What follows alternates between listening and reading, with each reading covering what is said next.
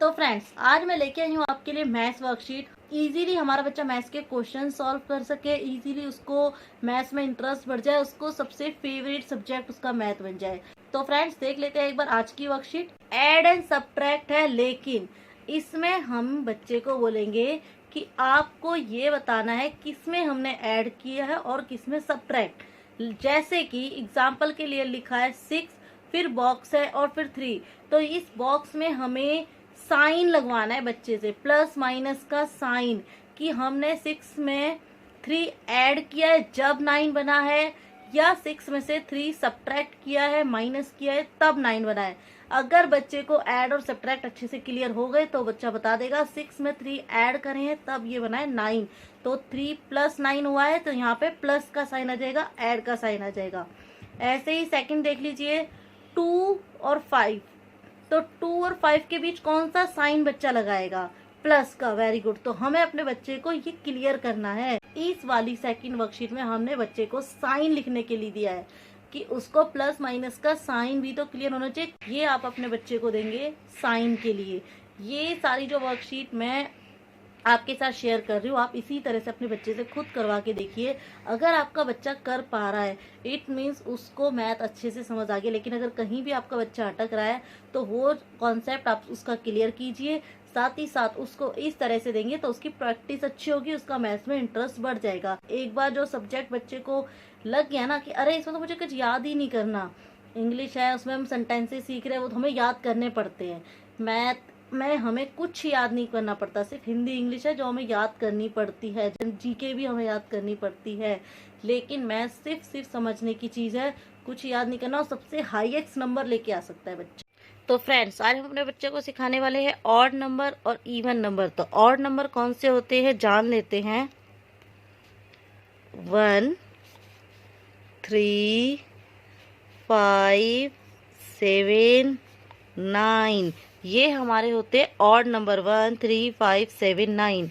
और even number देख लीजिए एक बार।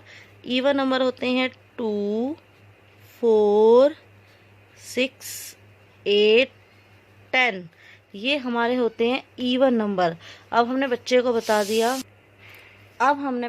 को बता दिया ऑड नंबर ये है, इवन नंबर ये है।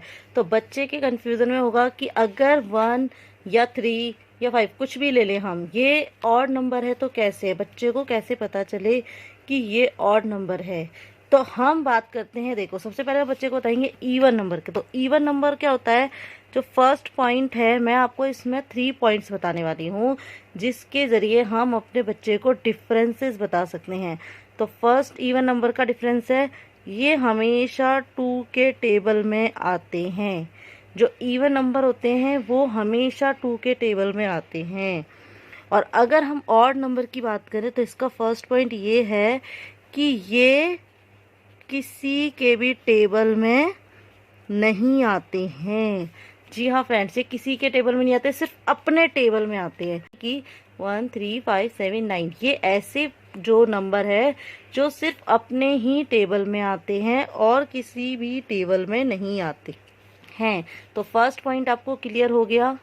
सेकंड पॉइंट है कि ये जो नंबर होते हैं इवन नंबर, ये कभी भी 2 से, सेकंड पॉइंट है ये जो इवन नंबर होते हैं, ऑड नंबर होते हैं, कभी भी, सेकंड पॉइंट है जो ऑड नंबर होते हैं वो 2 से डिवाइड नहीं होते। जी हाँ फ्रेंड्स, सेकंड पॉइंट है ऑड नंबर का, ये कभी भी 2 से डिवाइड नहीं होते। और इवन नंबर हमेशा 2 से डिवाइड हो जाता है, 2 से डिवाइड हो जाता है। तो ये है, ये हो जाता है। और जो इवन नंबर होगा हमेशा 2 से डिवाइड हो जाएगा, और ऑड नंबर कभी भी 2 से डिवाइड नहीं होता, और इवन नंबर हमेशा 2 से डिवाइड हो जाता है। अब थर्ड पॉइंट की हम बात कर लेते हैं। तो थर्ड जो पॉइंट है मेरा, अगर इन 2 पॉइंट के बाद भी बच्चे को थोड़ा बहुत कंफ्यूजन है, क्लियर नहीं हो रहा है, तो हम उसे ये बता सकते हैं। अब जो मैं पॉइंट बता रही हूँ ये सिर्फ बच्चों की नॉलेज के लिए बता रही हूँ कि उनको अच्छे से क्लियर हो जाए। अगर आपके बच्चा भी छोटा है, उसको अभी भी इनसे भी क्लियर नहीं हो पा रहा 100%, तो आप इस तरह बता सकते हैं। मान लीजिए बेटा इवन नंबर है 2 और 4। तो अगर हम 2 के लिए 2 लाइंस डालेंगे 1 2 और इनका पेयर बनाएंगे, तो अगर इसका पेयर बन गया, ऐसे ही 4 के लिए 4 लाइन डाली 1 2 3 4, अब 2 2 का पेयर बनाएंगे, ये 2 एंड ये 2, तो इनका भी पेयर बन गया, इसका भी पेयर बन गया। इस तरह के फ्रेंड्स जब पेयर बन गए तो हम समझ लेंगे ये इवन नंबर है। जब हमने अपने बच्चे को बताया 5 7 ऑड नंबर है, तो इसके लिए सेम वही करेंगे, 5 लाइंस डालेंगे 1 2 3 4 5 एंड पेयर बनाएंगे 1 2 2, मगर एक रह गया, इसका पेयर नहीं बना।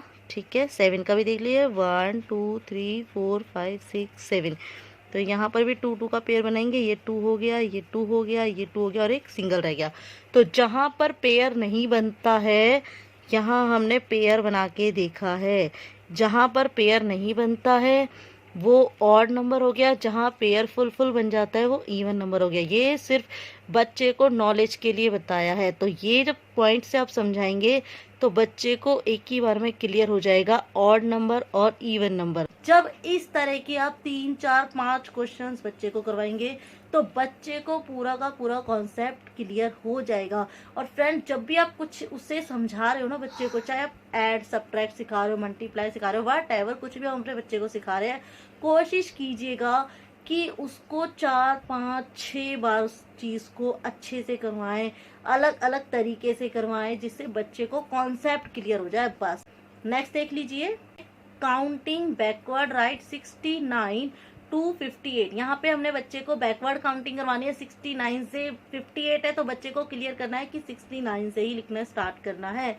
लाइक 69 लिखा हुआ है तो हम लिखेंगे 69 के बाद 68 67 66 65 64 63 62 61, इस तरह से बच्चे से करवाएंगे 58 तक। जब 58 आ जाएगा उसके बाद उसे कुछ नहीं लिखना है, सिर्फ 58 तक ही लिखना है।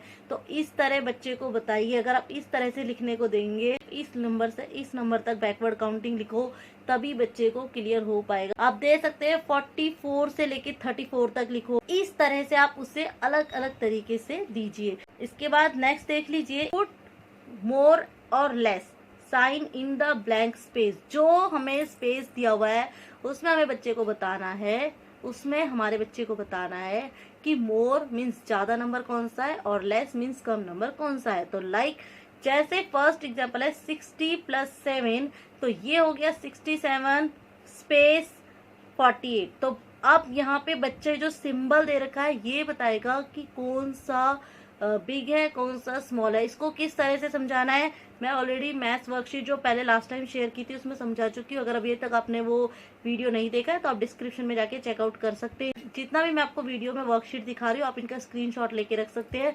जब भी अपने बच्चे को पढ़ाने बैठते हैं उस टाइम आप ये सारे एग्जाम्पल के थ्रू उसको मैथ समझा सकते हैं, उसका टेस्ट ले सकते हैं। नेक्स्ट देख लीजिए, यहाँ पर हमें लिखा है मिसिंग नंबर लिखना है। तो मिसिंग नंबर जैसे 5 लिखा है स्पेस 15 20। अब यहाँ पे बच्चे को कॉन्सेप्ट क्लियर करना है कि कितने का डिफरेंस है। लाइक इनमें 5 और 5 का डिफरेंस है तो 5 के बाद 10 आ जाएगा। 15 20 लिखा है, 25 30 35 लिखा हुआ है, 40 लिखा है तो 45 आ जाएगा। उसके बाद आप देखिए 25 लिखा है और उससे पहले स्पेस है, मीन्स बच्चे को 20 लिखना है। वो उसको क्लियर होना चाहिए कि 25 लिखा है तो 20 लिखाएगा, 35 लिखा है तो 30 आएगा। तो सबसे पहले तो बच्चे को ये क्लियर करना है कि जब मिसिंग वर्ड से लिखने हैं, जो डिफरेंस आ रहा है, जो गैप आ रहा है, वो कितने नंबरिंग का आ रहा है। लाइक 3 का आ रहा है, 5 का आ रहा है, 4 का आ रहा है। तो इस तरह से उसे सबसे पहले डिफरेंस जानना है। अगर बच्चा एक बार ये डिफरेंस जान लेगा कि कितने कितने का डिफरेंस के बाद मुझे मिसिंग नंबर लिखने हैं तो इजीली लिख लेगा। लेकिन जब तक आपके बच्चे को डिफरेंस क्लियर नहीं होगा तो वो इस क्वेश्चन को नहीं कर पाएगा।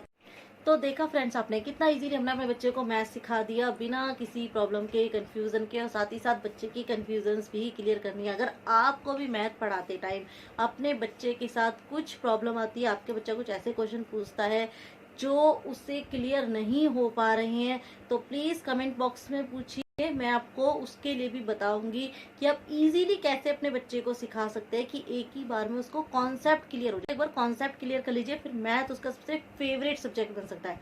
तो फ्रेंड्स, आई होप आपको वीडियो पसंद आया होगा। अगर वीडियो अच्छा लगता है एक लाइक कर दीजिएगा, अपने फ्रेंड्स के साथ शेयर कर सकते हैं। और अगर ऐसी ही और वीडियोस देखना चाहते हैं चाइल्ड एजुकेशन से रिलेटेड, तो प्लीज चैनल को सब्सक्राइब कर दीजिएगा। तो मिलते हैं नेक्स्ट वीडियो में, तब तक के लिए bye and thank you for watching.